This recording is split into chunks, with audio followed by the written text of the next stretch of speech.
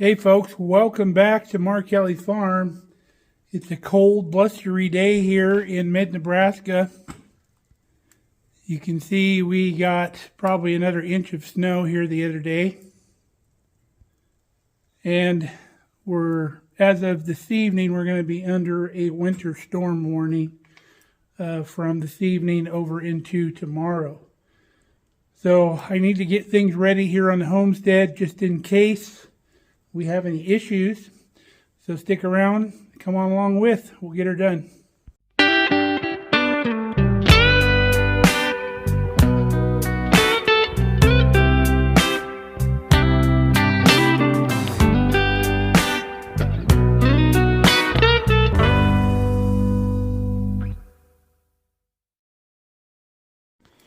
So we have the possibility of having to push some snow with the tractor.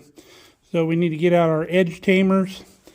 You've seen these before on the channel if you've been here with us for a while. If not, these go on the bucket of the tractor to keep it from digging in to the ground when you're pushing snow. Keeps you from moving all your gravel around and messing up your grass or whatever. Now for this, we need our 3/4 wrench that we'll grab here and then head out to the barn.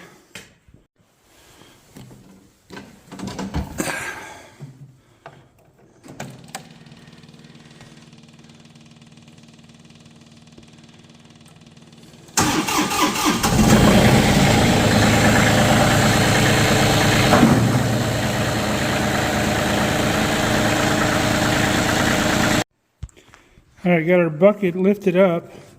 These just clamp on the edge of the bucket here in the corners, and they hook underneath the lip of the grater bit here on the end, and keeps everything on.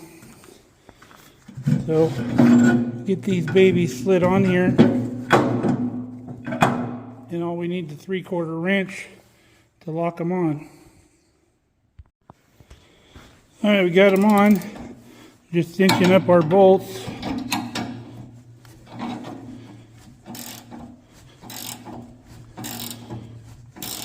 You want them nice and tight.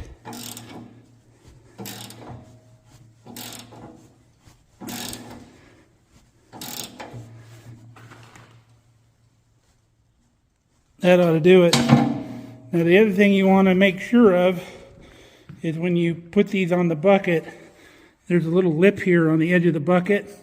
Make sure your hook underneath isn't on this lip, that it's inside on the actual bucket. I did that one year, and then as I was using it, it popped off of that lip and got loose, and I lost one of my edge tamers in the snow. Luckily, these things are painted red, so it was easy to spot in the pile of snow. After I moved a little bit around, I was able to find it. So these things, when I bought them, were about $50 for the pair. They make them larger sizes for larger tractors, and you can even buy a third one to put in the middle. I use these also for, like, if I have a pile of gravel or something, or it would even work on the mulch pile out back. It would keep your blade up out of the dirt. But we use them for snow. So the tractor's ready now. We also have it backed in to the barn in case we need to push our way out of the barn. So let's go get some of our other stuff done, one of which is I got to go to town and get some winter blend diesel for the tractor, because if it gets really cold below zero, if you're running summer blend diesel, the diesel will gel up and clog your fuel filters. So you need winter blend diesel that won't do that. So we're going to pick some up while we're in town. We also got to get some more ice melt. We've also got the barn doors cleared out here too to make sure they'll open. So if we get some fresh snow, it'll be real easy to clear that out as well. And we'll put some ice melt here along the door and on the concrete apron here. And then we've also already reshoveled the driveway over in the house too. So we're about ready to go to town. Got our diesel tank here. We need to grab it, throw it in the truck. All right, just waiting on Kelly, and we're going to head into town. Gonna grab a little lunch while we're there, and then head on back out here and finish up. All right, we're here at the fuel station to get our fuel. I come to this station because they get the winter blend quicker. They have it first here in town, so it's had plenty of time to cycle through the storage tanks to where it's mostly winter blend. And plus they have the off-road diesel that you don't have to pay taxes on. So it's a lot cheaper. It's only $3.14 a gallon here. And you can only use that in tractors. You can't use it in vehicles. Okay, we made it back home. We've got to put our diesel in the tractor.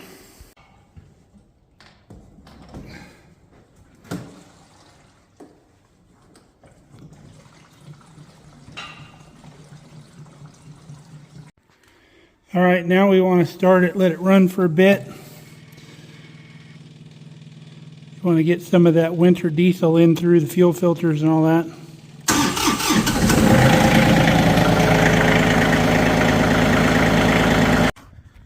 All right, now we got to get some of this ice melt out before it starts getting dark out here.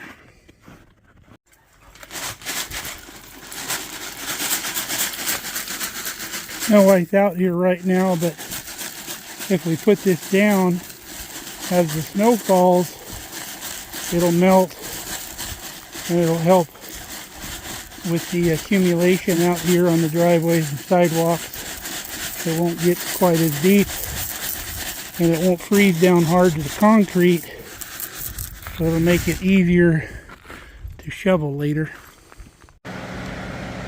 Alright, we got all of our ice melt down everywhere. We even did some along the shop.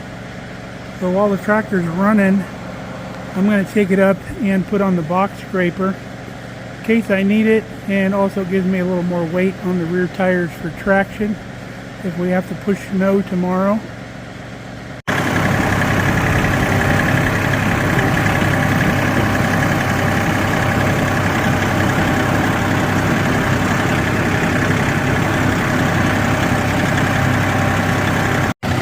Might as well knock the berm down while we're here.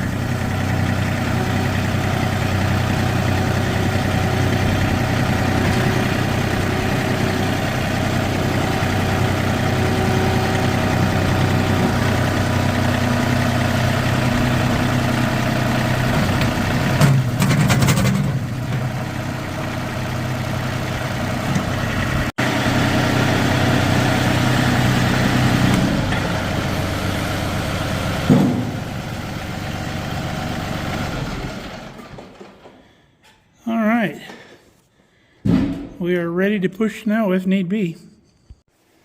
Now, while we're on a flat surface here on the concrete, I don't know if you can tell, I've rotated the box blade back by lengthening our top link up here.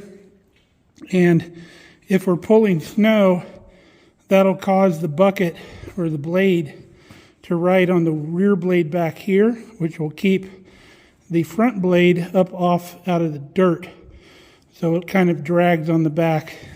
Doesn't allow it to get down too far. Might be able to see it better from this angle. And that's all you got to do to keep from digging in. You can even do that when you're pulling dirt. If you want to just take like the high spots off of whatever you're dragging, you just rotate your blade back to where it only catches the high spots, and then it runs on the rear blade here in the back. So nighty night, Johnny. Get a good night's rest in case you have to work in the morning.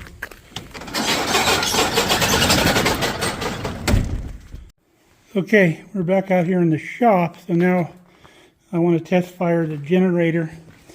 So all we got to do for this is turn on our propane here. And then we have a little choke lever that we turn. And then it's just a matter of flicking our switch.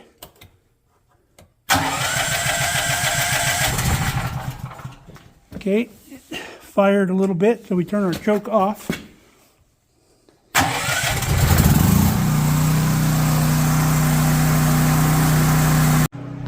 All right, we'll let that run for a little bit, and then we'll go ahead and shut her down.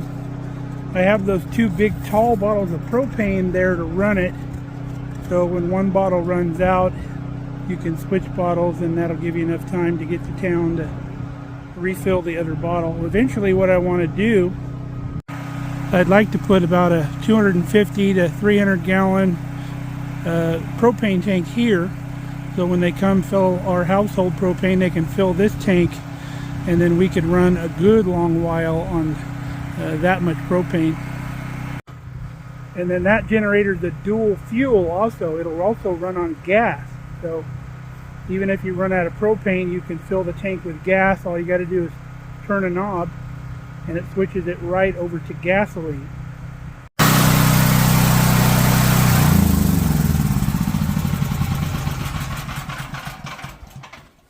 Turn our propane back off. Now with propane, you don't have to worry about it gumming up the carburetor like you do with gas. If it were gas, you'd want to turn the fuel off, let all the gas run out of the carburetor so it doesn't gum up your carburetor. But that's one of the main reasons why I use propane. Now we've only had to run that into the night one time since we've been here in the 3 years we've been here. And that was due to a thunderstorm in the summertime. Knocked out some transformers and shut us down for a while. If you remember, we put in that light up there above the barn door for when the power goes out, because when we're running the generator, we have a double throw box here that cuts the feed from the highway, from the main line, because when you're running your generator, you don't want to back feed down your system, because people can get hurt that way. And you're required to have that switch to switch from your generator feed to the power feed. So when the power would come back on, that light would come on out there, so we would know when the power came back on. But the power company has since come out and moved our yard light out there to the meter pole. So that light now comes on at night if the power comes back on. And then we had our electrical guy come out here and remove the old high pressure sodium light that was up here and replace it with an LED. So now we have two dusted on yard lights out here. Kind of nice. Helps Kelly out when she's going out and feeding the chickens and stuff at night. Well, I've got all my chores done outside, so we're starting to lose some daylight. I'm going to go inside and make some chili that I can eat for over the next couple days. I don't know if we're going to be able to get out tomorrow if it's really deep and the plows don't come by out on the road. Sometimes they come by later in the day, like at noon or something. So you never know. So you always want to have some food on hand. We came from the grocery store when we went in town and picked up a few items, just some staples that we may need, but we got plenty of food in the root cellar. Well, I was going to make chili, but then I decided to make my Portuguese beans because my buddy Steve brought me some linguiça from California. It's Portuguese sausage. Thank you, Steven. There's our beans, Portuguese beans. Changed up the beans a little bit. I put some butter beans in it and some black beans because they were left over from another recipe. Had them in the pantry. So we threw those in there. It's going to be yummy. If you're interested in that recipe, it's in our Portuguese recipe playlist on the channel. It's called Best Portuguese Beans, I think. Kelly's making her lunch for tomorrow. Cooking up a bunch of chicken for the week. We got our beans for dinner. The meal in a bowl. So we're going to have some supper, and we'll bring you back in the morning and show you how much snow we got. Well, good morning, folks. We didn't get any snow overnight. We're coming home from our trip into town for coffee. But it's down around 27 degrees, and that's about the point where the temperature of the air overcomes the temperature of the ground, and the pavement starts freezing. And the road is like a ice skating ring right now. But we're just now getting off onto the gravel, so we'll have plenty of traction then. We're taking it really easy.